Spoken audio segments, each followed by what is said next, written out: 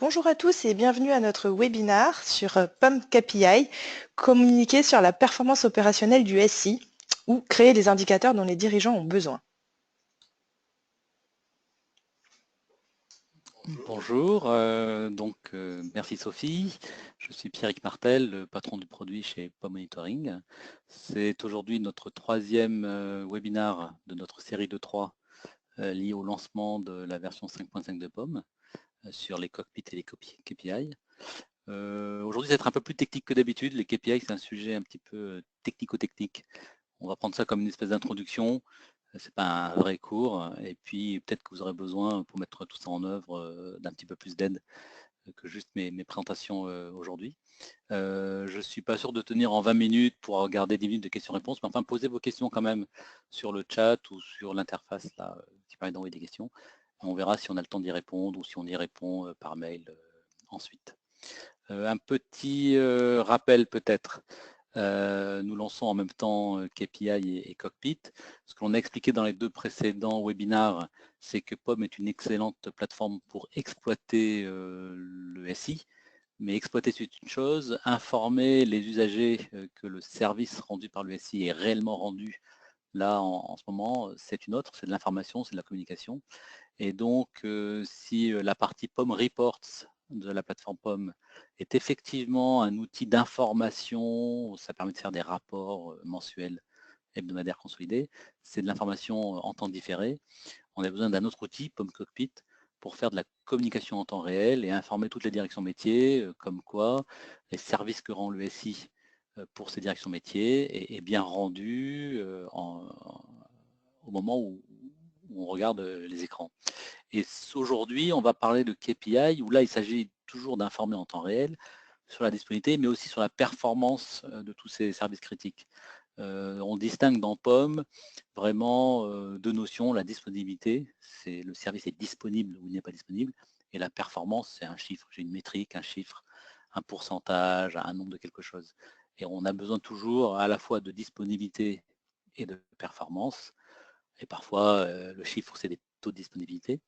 On a besoin des deux, et KPI, c'est ce qui va nous aider à fournir la deuxième partie de cette communication ou cette information sur la performance. Pour simplifier, pour ceux qui connaissent déjà la plateforme POM, à gauche, j'indique comment est-ce que l'on parle de disponibilité. On a une notion qui est le méta-indicateur. On agrège de manière hiérarchique, de proche en proche, de multiples indicateurs de disponibilité. Mes serveurs frontaux sont up, mes bases de données sont OK, mes Tomcat ou JBoss sont OK, et j'agrège tout ça, et à la fin, je sais que mon application est OK et disponible. Ça, c'est pour la disponibilité, ce sont les méta-indicateurs. Et ce que l'on a créé avec la version 5.5, c'est un peu une espèce d'équivalent, c'est une analogie que je fais pour la performance. Ça s'appelle plus méta-indicateur, ça s'appelle KPI, Key Performance Indicator. On est toujours dans l'indicateur, mais là c'est un chiffre.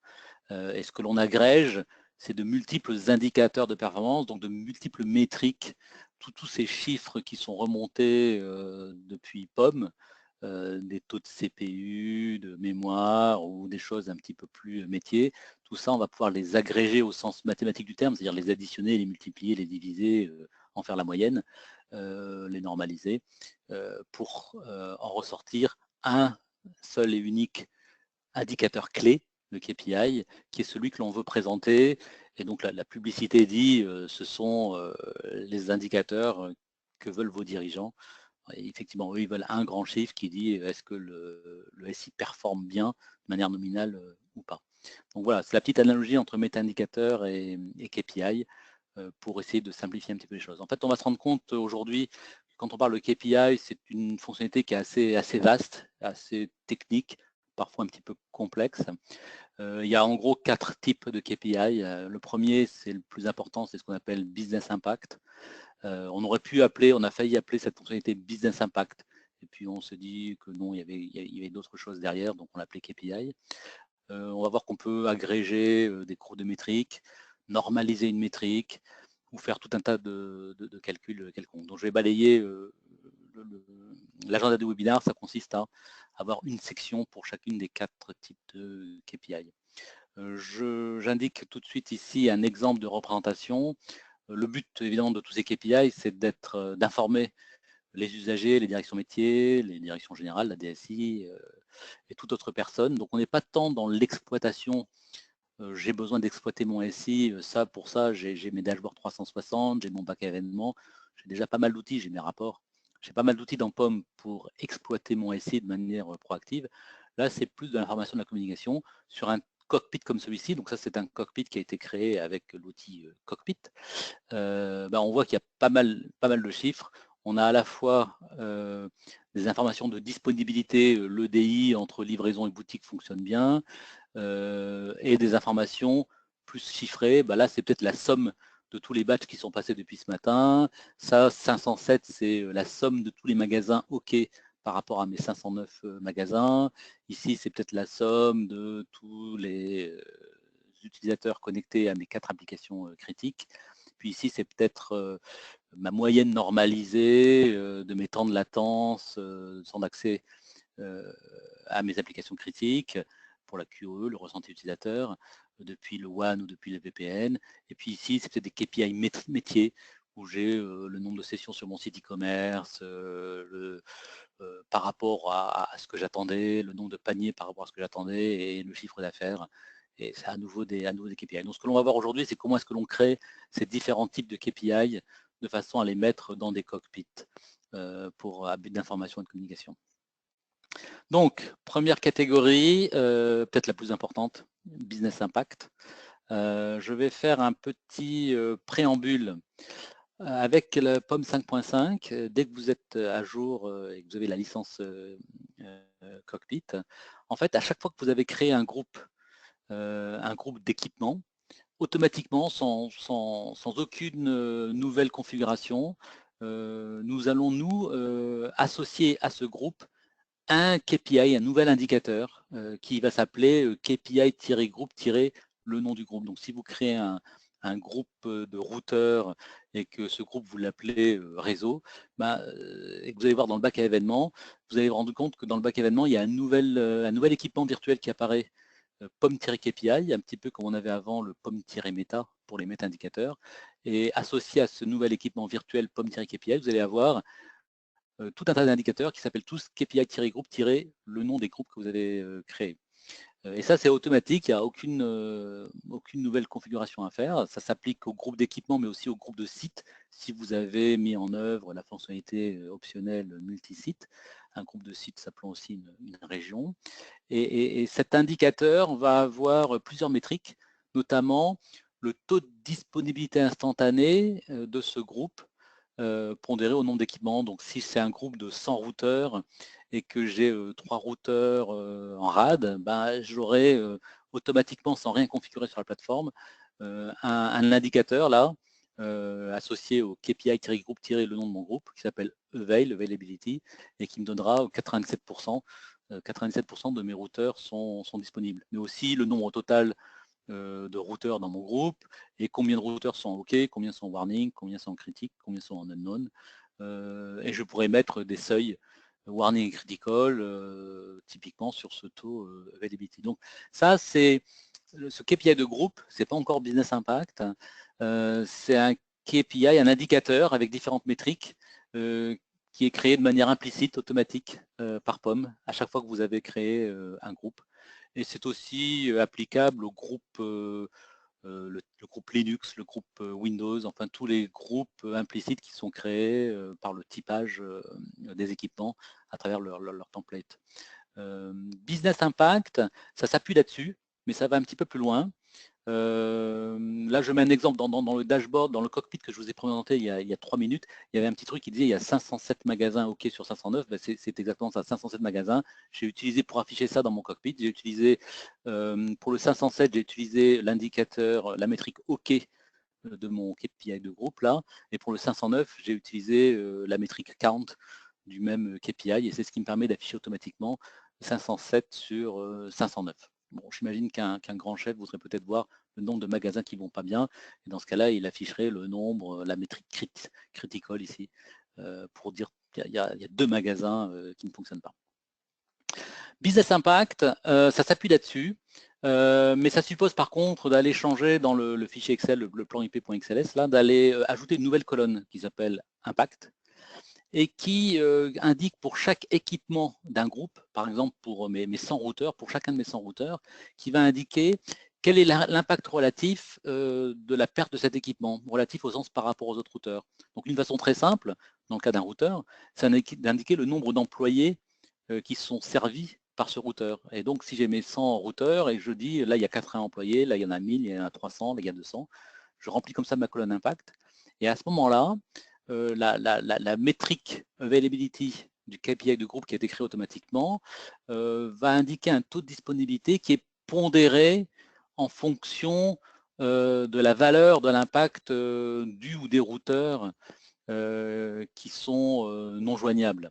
Donc je vais mettre un petit exemple, mais en gros, cette métrique availability d'un coup va être pondérée en fonction du poids de chaque routeur, l'impact business là de la perte d'un routeur. Et puis je vais avoir d'autres petites métriques supplémentaires qui me donnent l'impact total de ceux qui sont OK, en warning, en critical, etc. etc. Je suppose que ça sera plus simple avec un exemple. Donc au lieu de prendre 100 routeurs, je prends un exemple où il n'y a que 3 routeurs. Ça va simplifier un petit peu les calculs. Je suppose que j'ai un groupe avec 3 routeurs et je me demande maintenant quel est mon taux de dispo du réseau si un des routeurs n'est pas joignable. Alors j'ai pris un exemple où il y a un routeur, un gros routeur pour 800 employés, et puis j'ai deux petits sites là qui ont chacun un routeur avec 100 employés et le total fait 1000 personnes, ce qui devrait nous simplifier les calculs. Donc, si je n'ai pas la colonne impact, si je ne configure rien du tout, bah, j'ai quand même mon KPI de groupe qui va exister avec sa métrique availability. Et si n'importe lequel des 3 routeurs tombe en rade, bah, je me dirais, bah, mon réseau, il est disponible aux 2/3, à 66%. Il y a 66% de mes routeurs qui sont disponibles et 33% de mes routeurs qui ne sont pas disponibles. Ça, c'est ce qui se passe en 5.5 de manière automatique, implicite, sans rien configurer et sans configurer la colonne impact. Si par contre, j'ai rempli la colonne impact en mettant, par exemple, le nombre d'employés associés à chaque routeur, je pourrais mettre aussi un chiffre d'affaires moyen, si c'était des magasins, ou toute autre métrique qui permet de relativiser le poids de chacun. Ben là, si j'ai mis 800 pour l'un, 100 et 100 pour les autres, si c'est le premier routeur, le gros qui tombe, ben là, d'un coup, mon taux de disponibilité, ma métrique availability, là, pour ce même KPI, elle sera plus de 66, mais elle sera de 20% parce que je n'ai plus que 200 personnes qui ont accès au réseau plutôt que 1000.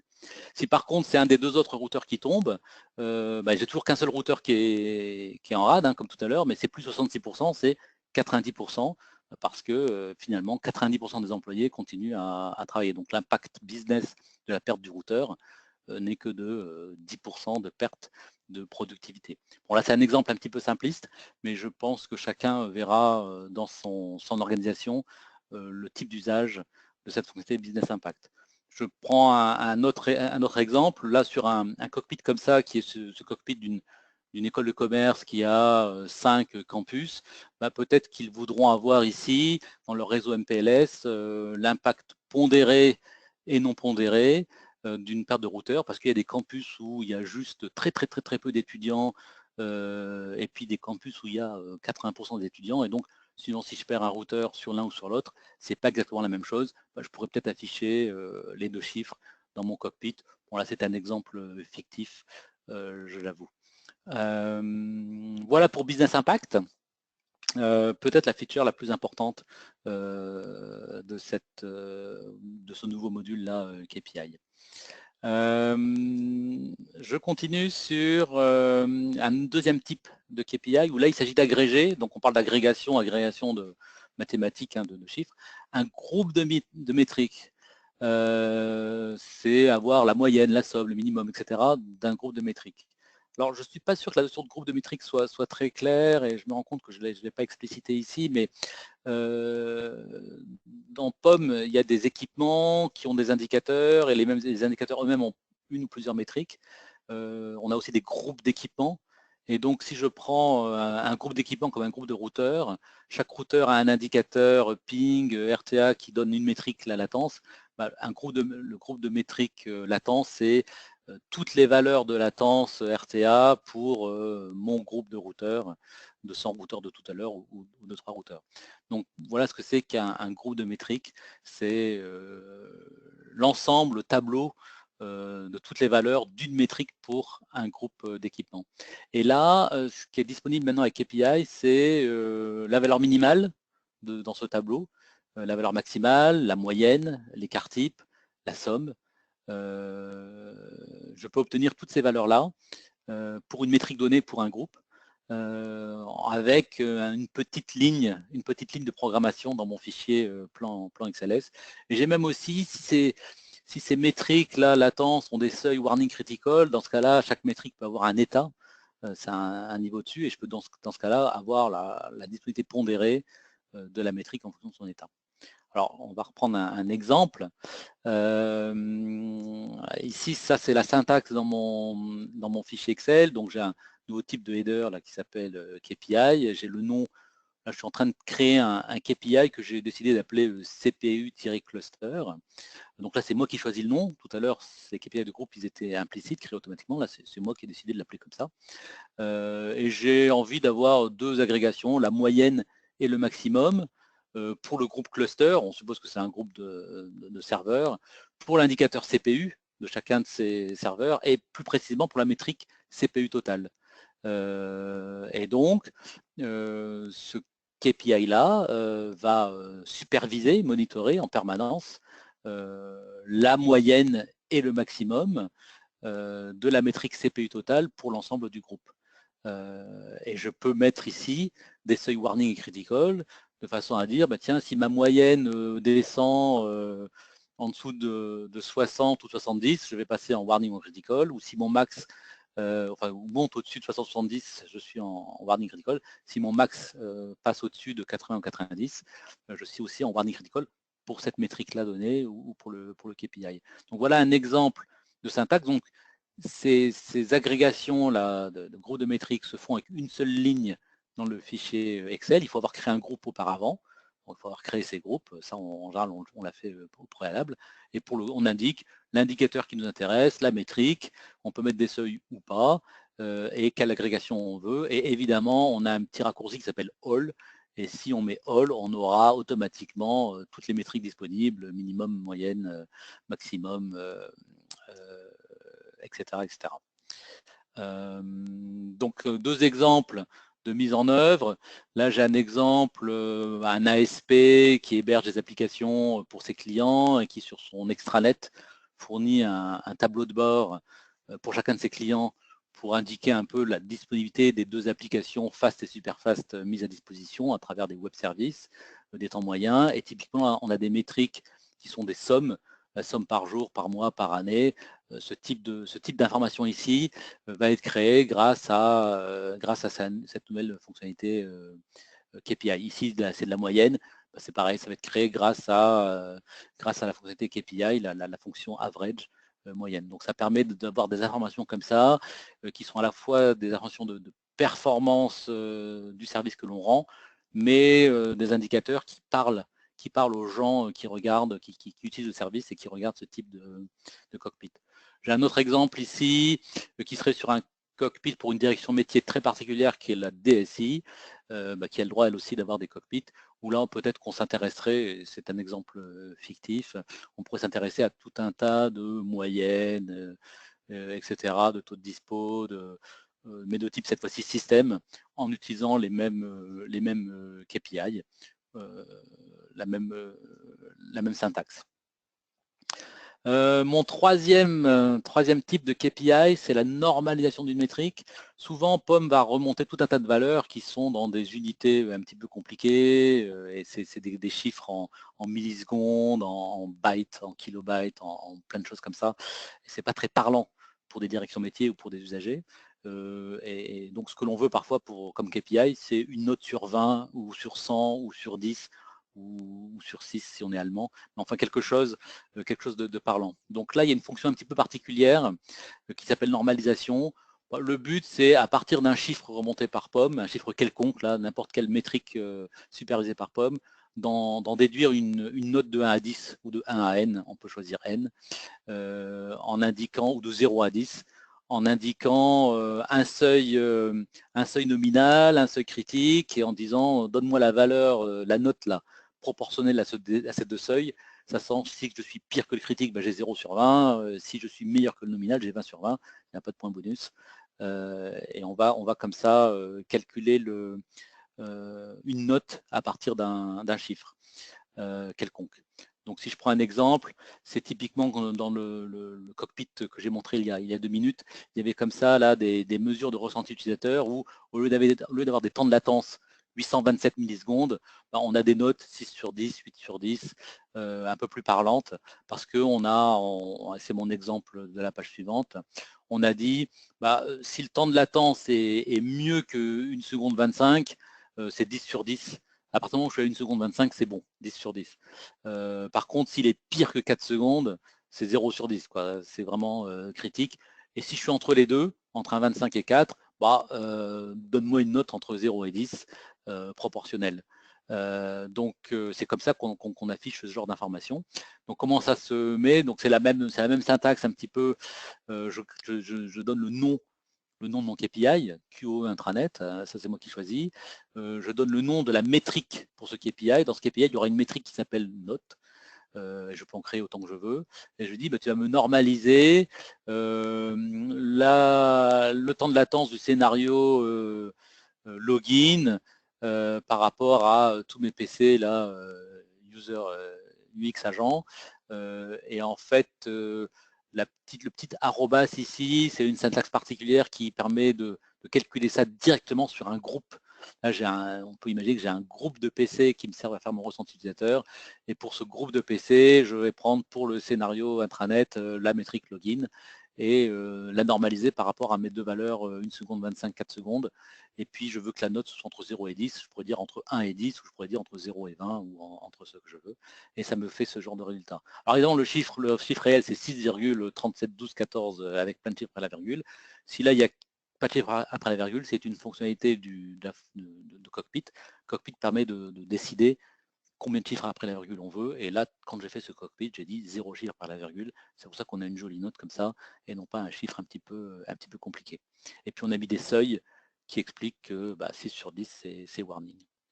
Dernier type de KPI, c'est des calculs numériques. Bon, alors en gros, ce qu'on dit, c'est que on peut faire tous les calculs qu'on veut, plus, moins, multiplier, diviser, mais probablement tout un tas d'autres, si on connaît la bonne syntaxe. Et je prends un exemple, alors dans notre bon vieux exemple là de taux de transformation. Donc la syntaxe se complique un petit peu, mais je peux avoir des variables. Je vais dire, tiens, j'ai une métrique pour mon KPI avec taux de transfo. In, c'est la somme, j'ai des bornes de comptage dans mes magasins, bah, fais-moi la somme de toutes les bornes de comptage du magasin, et comme ça je saurai combien de gens sont rentrés dans le magasin, ça sera in. Taux, bah, fais-moi la somme de tout le nombre de transactions de toutes les caisses du magasin. Si j'ai 12 caisses, je fais la somme de toutes les caisses de la métrique transaction pour la journée.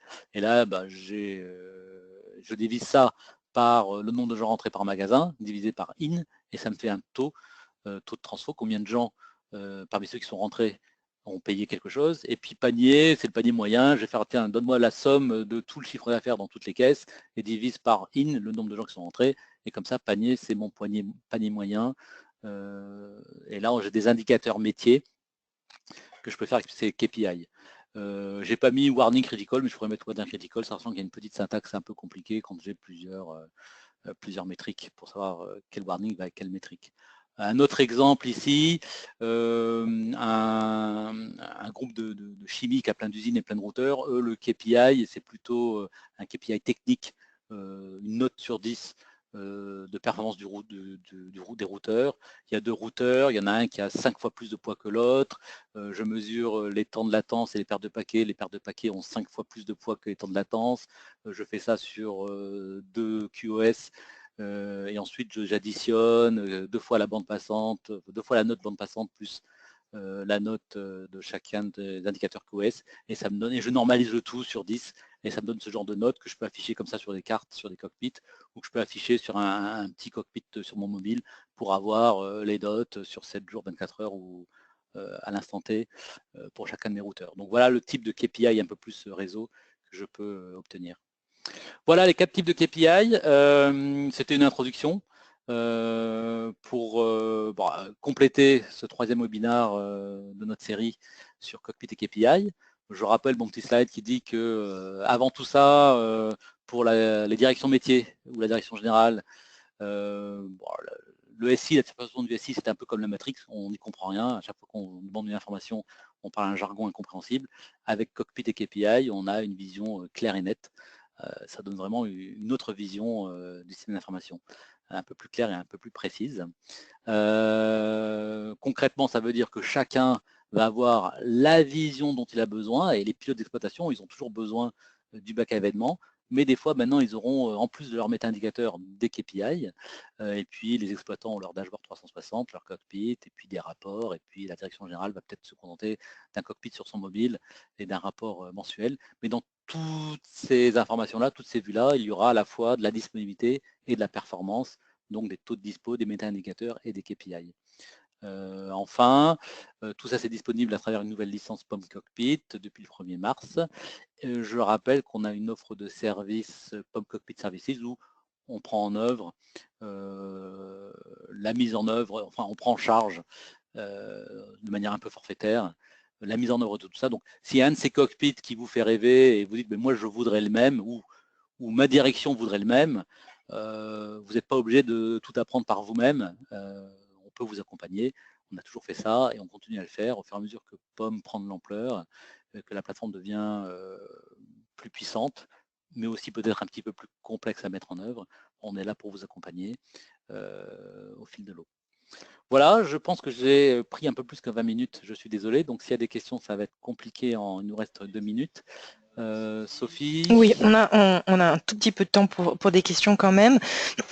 Avant de passer aux questions en direct, n'hésitez pas, pour plus d'informations après coup, à vous rendre sur notre site internet ou bien envoyer un email à l'adresse affichée, ou si vous êtes déjà en contact avec quelqu'un chez POM Monitoring, n'hésitez pas à vous adresser à cette personne directement. Par téléphone évidemment, sur notre forum si vous voulez poser des questions, échanger entre utilisateurs. Prochain webinar, dernier jeudi de chaque mois, donc jeudi 27 avril. En mai, on fait une petite variation, on passe le mercredi parce que ce sera le jeudi de l'Ascension, et le jeudi 29 juin. Si vous avez des sujets que vous souhaiteriez qu'on traite, n'hésitez pas à nous les proposer. On est en train de finaliser le planning là. Voilà. Donc, je passe directement aux questions. Alors, on me demande si on peut séparer les licences Cockpit et KPI, à savoir n'acheter que KPI ou que Cockpit l'un sans l'autre. Est-ce que c'est possible? Non, non, non, c'est une licence qui fait les deux. Bon, déjà, on n'aime pas trop faire de l'épicerie, tout un tas de petites licences à compter, etc. Par contre, c'est une licence on-off. On ne va pas compter le nombre de KPI ou compter le nombre de cockpit. Si on prend la licence, on a accès directement à toute la fonctionnalité cockpit et toute la fonctionnalité KPI. Et souvent, l'un va pas sans l'autre. Bon, si on a besoin de KPI, en règle générale, c'est qu'on a besoin de communiquer et on est bien content d'avoir cockpit dans ce cas-là pour communiquer. Merci. Est-ce qu'il est possible d'avoir le module cockpit à l'essai sur une période donnée? Oui, bien sûr. En fait, on a toujours préconisé la notion de POC, Proof of Concept, aussi bien lors de vente initiale. On vous propose à nos prospects de tester POM pendant 1 mois, mais on peut le faire aussi si vous êtes client, vous avez déjà une POM, on peut vous prêter la licence cockpit pendant 1 mois ou pendant le temps qu'il faut. Ce que moi je conseille, j'essaye de convaincre toute mon équipe commerciale de ne pas juste prêter la licence comme ça, un petit mail, amuse-toi bien avec cette licence, mais plutôt de faire comme un POF, un proof of concept, qu'on ait une petite réunion d'une demi-heure au téléphone pour dire qu'est-ce qu'on aimerait prouver, qu'est-ce qu'on veut prouver avec cette licence, que nous on soit là pour vous donner quelques conseils, vous aider à la mettre en œuvre, et qu'on se réunisse 15 jours plus tard ou 3 semaines plus tard, même par téléphone, pour dire alors est-ce qu'on a prouvé, oui, non, enfin qu'il y ait un petit peu de structure à tout ça, ne serait-ce que parce que c'est quelque chose d'assez ambitieux, ça permet d'aller très loin, mais ça suppose d'embarquer un petit peu son DSI ou sa direction générale, sa direction métier, donc faut pas hésiter à être ambitieux. Et nous, on est là pour vous aider à atteindre des objectifs un peu ambitieux. Merci Pierrick. Une fois n'est pas coutume, on va dépasser un tout petit peu. J'ai encore une ou deux petites questions que j'ai reçues. On me demande s'il est possible d'avoir une formation sur la fonctionnalité KPI. Oui, on a un catalogue de formation. Alors, je ne suis pas sûr qu'il ait été remis à jour pour avoir une ligne KPI, mais en fait, on fait des formations à la demande. Et il n'y a pas de problème, hein, on peut tout à fait programmer chez vous une formation spécifique sur ce sujet-là, où on peut combiner cockpit et KPI, une demi-journée chacun. Enfin, on peut bien sûr faire ça, ne serait-ce que sur mesure. Merci Pierrick.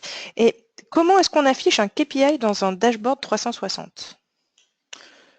Oui, j'ai pas parlé de ça. En fait, un KPI, donc c'est un indicateur, comme tous les indicateurs qui sont associés à des équipements, sauf que là c'est un équipement virtuel, pomme-KPI. Donc d'une part, je vais pouvoir l'afficher dans mon bac à événements, je ne l'ai pas montré, mais dans mon bac à événements, si je fais un filtre sur H2 pomme-KPI, je vais trouver tous les KPI de la plateforme. Et si je passe ma souris avec le contrôle, j'aurai la pop-in qui va me donner la valeur de l'indicateur. Donc déjà, dans mon bac événement, je vais avoir les KPI et la valeur des métriques, et elles vont être graphées dans la pop-in.